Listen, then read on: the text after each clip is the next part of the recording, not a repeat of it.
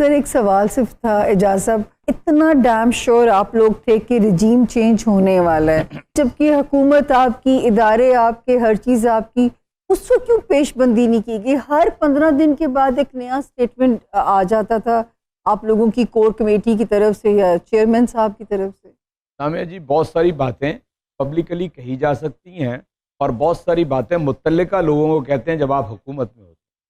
मुतल्लिका लोगों को हमने ये बता दिया था कि अगर आप रिजीम चेंज के लिए जाएंगे तो पाकिस्तान के लिए अच्छा नहीं होगा।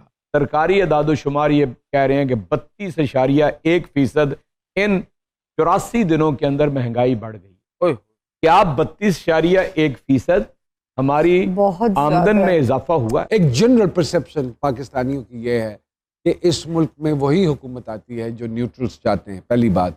और जनरल परसेप्शन ये भी है आवाम की कि बग़ैर 75 सालों से न्यूट्रल्स के हाथ में है कंट्रोल के किसने आना है किसने आना है, और फिर वो नेक्स्ट पार्टी तैयार करते हैं during the regime of the other party ताकि कोई किसी एक को ये खून लग ना जाए। Is it true? Is it something like? मेरा ख्याल है कि जुज़वी तौर पे आपकी बात दुरुस्त है और मैं ये समझता हूँ कि पाकिस्तान आहिस्ता आहिस्ता तब्दील होके मुकम्मल तब्दील हो चुका। बिल्कुल ठीक। ये जो देखे ना, हम जो लोग थे शायद हमने सब्र कर लिया अपनी जवानी की उम्र के अंदर, और ये इतनी कम्युनिकेशन के उस वक्त जराए नहीं थे। बिल्कुल ठीक। अब तो आप बात कीजिए और दुनिया के हर कोने में पहुंच जाती है, और आपका 7 साल से ऊपर का बच्चा जो है वो पूरी तरह अवेयर है। अच्छा, उनमें से बाज बच्चे ऐसे हैं कि जो वोकल हैं, अपनी राय देते हैं। जी बिल्कुल। चुनाचे मैं समझता हूँ कि अगर हमारे लोग और अरबाब बस्तो कुशाद ये समझ लें कि पाकिस्तान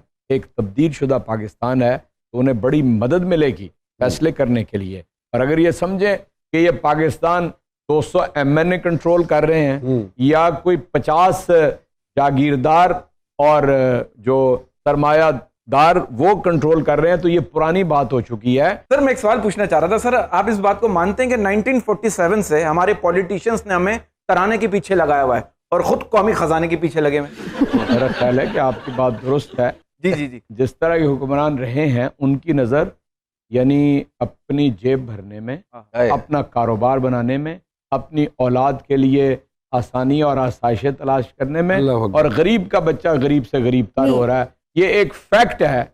इससे हम आंखें चुरा नहीं। लेकिन एजाज साहब सच्चाई के साथ आप ये भी तो मानिए कि क्या आपके दौर में सब कुछ नहीं हुआ? सच्चाई के साथ मेरा ख्याल है, मैं आपको फर्क बता देता हूं। भी तो लोग गिन के निकाल, मैं फर्क बता देता हूं। देखिए, अगर ना तो होता तो सर हम कसम से क्या, अगर मैं आपको पूरी जिम्मेदारी से एक बात कहता हूँ, मैं इमरान खान की कसम खा सकता हूँ सर, उनके अलावा हम बात, मैं अपनी कसम खा सकता हूँ। अगर इन 4 बरसों के अंदर मेरी आमदन और मालो असबाब में इजाफा हुआ है तो जाहिर है मैं भी वही हूँ, और अगर यानी इजाफा नहीं हुआ तो इंशाअल्लाह आपको सर इनकी तो हम भी एजाज साहब की एक बात से मैं बिल्कुल इत्तेफाक करता हूँ। इमरान खान ने बड़े बड़े जो तुरम खान थे उनको फारिग कर दिया।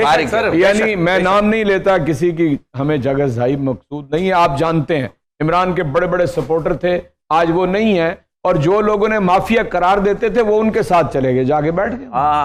हुकूमत नहीं उन्हीं के ऊपर खड़ी है ना, जिनको वो माफिया कहते थे हमने यहां से फारिग कर दिया, उस माफिया को उन्होंने सीने से लगा लिया। वाह वाह। अब आप देखिए, हाँ बहुत बड़ी लीडर हैं एक खातून, वो लोटे के ऊपर 5 खिताब हैं उनके ऊपर। लोटे के ऊपर तो लोटा साथ खड़ा होता।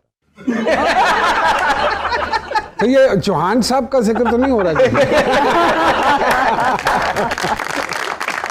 यहाँ वक्त हुआ है एक क्विक ब्रेक का। Let's take a quick break जी।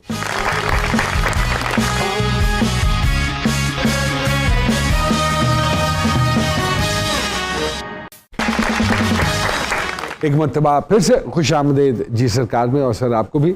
अच्छा सर, एक इम्पैक्ट जो आपकी गुफ्तगू से मिल रहा है वो ये मिल रहा है कि जिस कॉन्फिडेंट तरीके से आप सारा मंजर बयान कर रहे हैं, या तो न्यूट्रल्स के साथ सुलह सफाई हो गई है, और अगर सुलह सफाई हो गई है और जितने आप कॉन्फिडेंट हैं तो इसका मतलब यह है कि बुज़दार साहब को हम अनकरीब देखेंगे, या you have somebody else in mind और खान साहब for the seat of Buzdar साहब। जी नोमान भाई, आपने अपने एक फिक्रे के अंदर बड़े सवाल जमा कर दिए एक तो इंशाअल्लाह वल अजीज बुज़दार दोबारा अब नहीं आएंगे, कोई भी बुज़दार अच्छा दोबारा नहीं आएंगे। Okay You will feel and you would see very competent people coming in responsible तो सरकार वो positions. 3-3.5 साल अब ये competency गुजरा नहीं हुआ नजर जमाना है, आ- अच्छा आता है याद मुझे। आता है याद मुझे, वाह। लेकिन मैं आपको अच्छी बताऊं, हमने लर्न किया हाँ। एक बात। दूसरी बात यह है कि जो पाक फौज है ना, मैं तो जिंदगी भर उसका कदरदान रहा हूं। मैं दावे से कहता हूं कि मैं ISI का भी सबसे बड़ा सपोर्टर रहा हूं। मसला यह है कि जी अगर गैरिजन लाइफ के अंदर इस वक्त 99% लोग उन्हें कोई मैसेज देना चाहते हैं तो मेरा मैसेज न सुने, लेकिन गैरिजन लाइफ का मैसेज सुन लें। वो क्या क्या है ना, सिर्फ इतना सा मसला है। हमारी कोई लड़ाई नहीं है उनसे, ना होनी चाहिए, बिल्कुल ठीक लेकिन बात है। एक मैसेज है। क्यों, मेरी जिंदगी भर का सियासत का ये तजर्बा है कि पाक फौज कभी अनपॉपुलर स्टांस के साथ नहीं खड़ी हो सकती।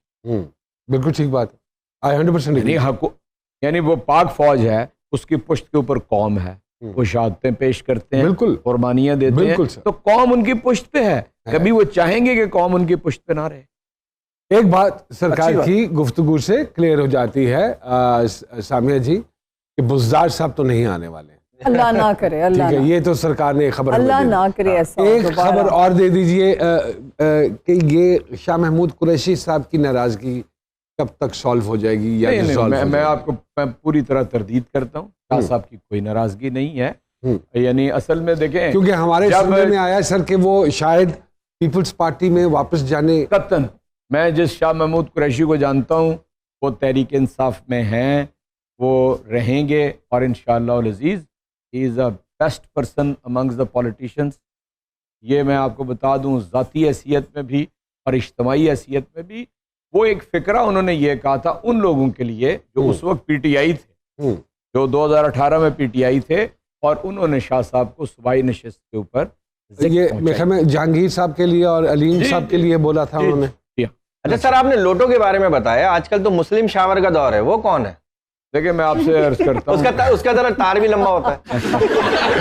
देखें लोटा तो उर्दू अदब के अंदर भी, जी जी और खालिद मसूद साहब का मेरा ख्याल है बीच में आप ढाल लीजिएगा, जी वो सुन रखा होगा, मशहूर उनका है, जी जी जी तो वो भी आपको समझ लग जाएगी कि ये तो सारे ही पहले उनके कहने के मुताबिक बड़ा यूजफुल पांडा है ये लेकिन अब पार्लियामेंट में इसकी जरूरत नहीं है। सर एक और जनरल परसेप्शन ये है कि आपके दौर में भी सहाफ़ियों के ऊपर हमले हुए और इस दौर में भी सहाफ़ियों के ऊपर हमले हो रहे हैं जो कि एंटी नून लीग हैं।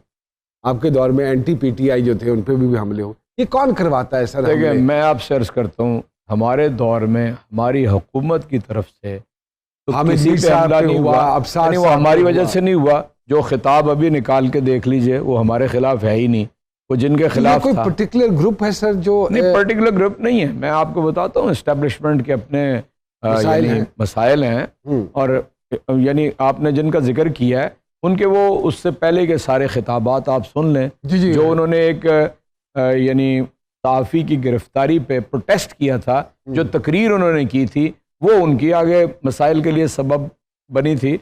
इसलिए हमने तो ये चाहा था कि फेक न्यूज़ जो है ना, झूठी खबर, उसके ऊपर कोई कदगन लग जाए, लेकिन वो ना हो सका। हमारा एक ही स्टैंड है, बाकी सहाफ़ियों के हवाले से हमने कोई काम नहीं किया। अगर कोई गायब हो जाता है, अगर कोई आगे अयाज अमीर साहब को इस तरह बुरी तरह जुदोकोब करता है, तो जाहिर है मैं नहीं समझता कि अगर वाक़तन हुकूमत चाहे तो उसका सुराग नहीं लगा जा सकता। अब आप देख लें, अयाज अमीर साहब देख लें, इमरान रियाज को आप देख लें, और ये मकबूल जान साहब को अरशद देख शरीफ लें, साहब हैं, अरशद शरीफ साहब साबिर को, शाकिर साहब साबिर हैं, शाकिर हैं, रात जमील फारूकी समी इब्राहिम हैं, साहब हैं। समी इब्राहिम साहब हैं।